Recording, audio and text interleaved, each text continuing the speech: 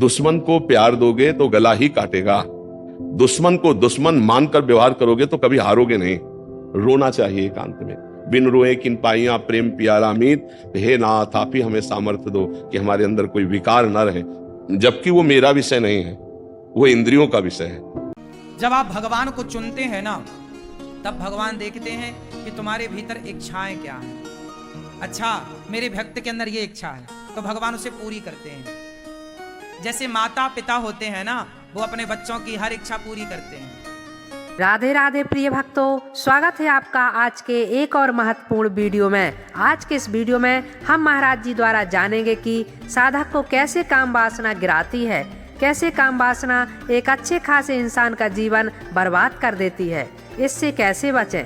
प्रिय भक्तों, वीडियो बहुत ही महत्वपूर्ण एवं ज्ञानवर्धक होने वाला है, इसलिए वीडियो को अंत तक जरूर देखना।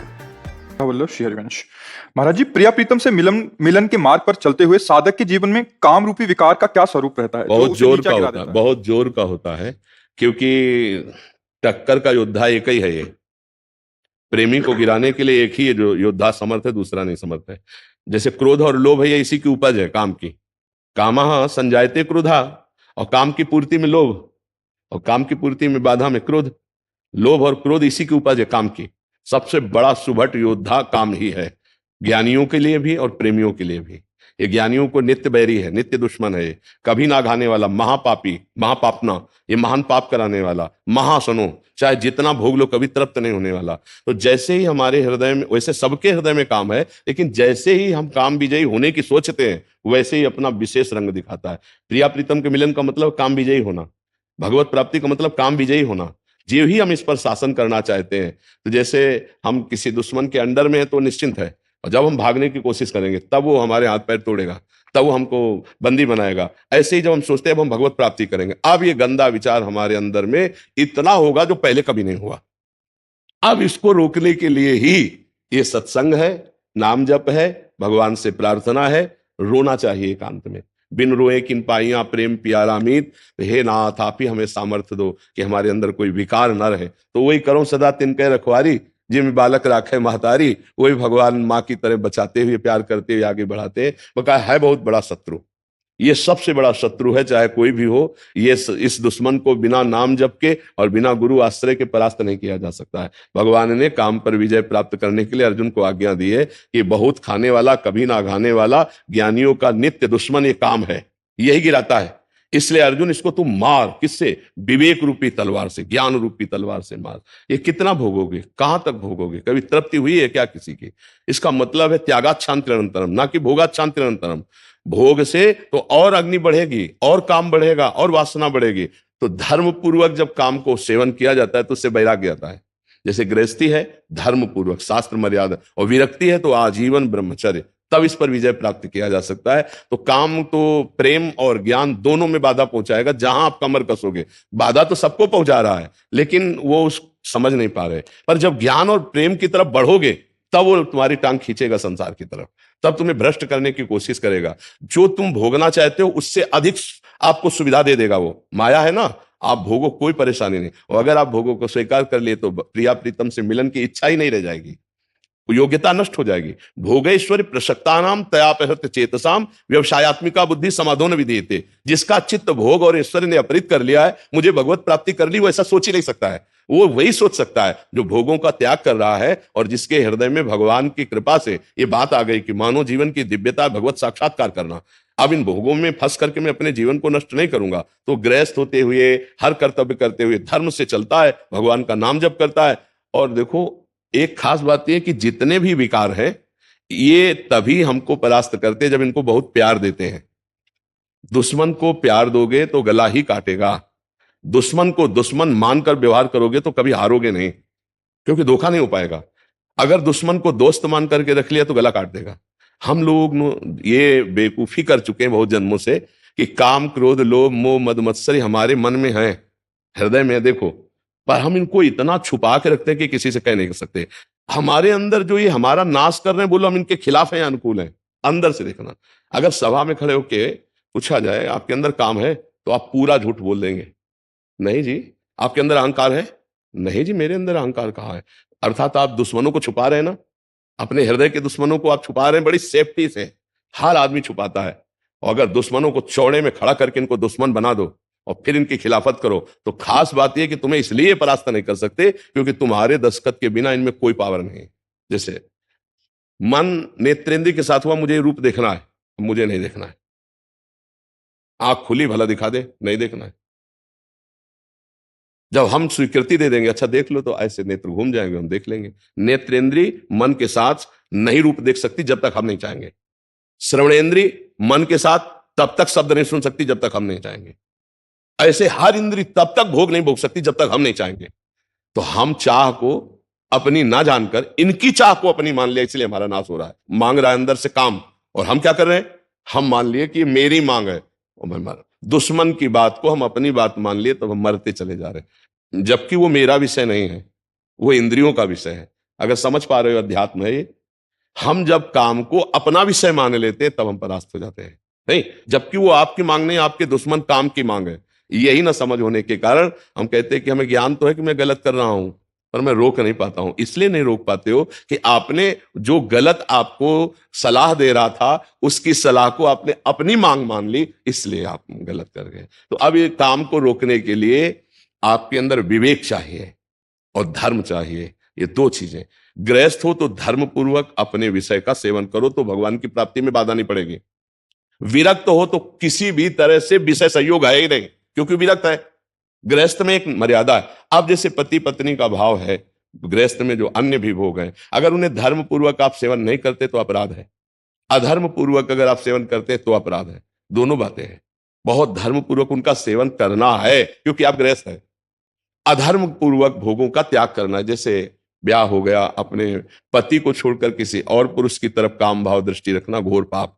अपनी पत्नी के सिवा किसी और स्त्री की तरफ दृष्टि रख, ये घोर पाप। अब ये कहां आज का समाज धीरे धीरे बदलता चला जा रहा है ना, तो वो कैसे हो? तो मलिन हृदय भला काम विजयी होगा। तो गृहस्थ में धर्म पूर्वक भोगा हुआ काम भी उसे भगवत प्राप्ति करा देगा। विरक्त में किसी भी तरह से काम का सेवन ना करते हुए वो सच्चिदानंद भगवान को प्राप्त होता है। अभी आप देख लीजिए, काम पर विजय प्राप्त करने के लिए दो ही उपाय है। एक प्रवृत्ति मार्ग से जाते हुए धर्म पूर्वक भोगते हुए वैराग्य को प्राप्त होना, और एक निवृत्ति मार्ग से जड़ से उसको नाश करते हुए, किसी भी तरह उसका संयोग ना होते हुए परमात्मा को प्राप्त करना। तो जैसे आप लोग गृहस्थ हैं, तो आप लोग एक सीमा में रहें, नाम जप करते हुए अपनी मर्यादा में रहे, तो धर्म पूर्वक गृहस्थी में चलते हुए भगवान की प्राप्ति हो जाएगी। ये विश्वास कर लीजिए। और अगर मनमानी आचरण हुए तो फिर प्रिया प्रीतम और भक्ति इनकी बात दूर जाने दो, मनुष्यता नहीं रह जाएगी, मनुष्यता नहीं रह जाएगी। देखो, पूर्व से ही गलती ना हो, हम इसीलिए इसका विरोध करते हैं। जो आजकल मित्रता का नाटक खेला जाता है ना, एक बॉयफ्रेंड गर्लफ्रेंड ब्रेकअप, ये नौटंकी नाटक विदेशों में होता होगा, हमारे भारत की मर्यादा नहीं, ये पवित्र कार्य नहीं है। तो भगवत प्राप्ति या प्रिया प्रीतम से मिलन ये तभी हो सकता है जब हमारा चरित्र पवित्र हो, जब हमारी इंद्रियां पवित्र हो, हमारा मन पवित्र हो, हम काम विजयी हो।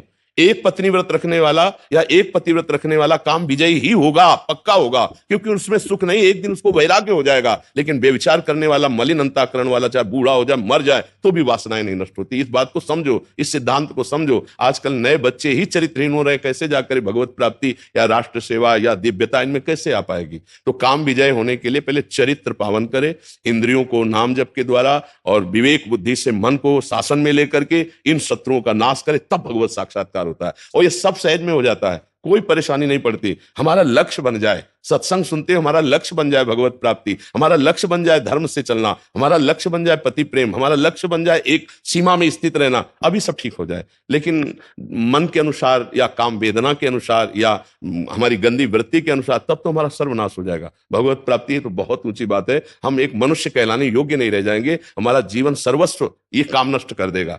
जरा सी गलती हुई, आजीवन कारावास भोग रहे हैं। जरा सा काम ने अपना अधिकार दिखा दिया, गोली मार दी गई है।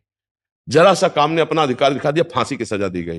ये क्या है? अगर हम विवेक से नहीं चलेंगे तो हमारा सर्वनाश काम कर देगा। भगवत प्राप्ति तो बहुत दूर है, बहुत बड़ा राक्षस है ये काम, और धर्म पूर्वक भोगा गया काम भगवान का स्वरूप भी है, ये भी बात समझ लो। भगवान ने गीता में जी कहा है, धर्म पूर्वक भोगा हुआ काम मैं हूं। तो आप लोग गृहस्थ में है तो धर्म पूर्वक है, और विरक्त का काम का सर्वथा त्याग है।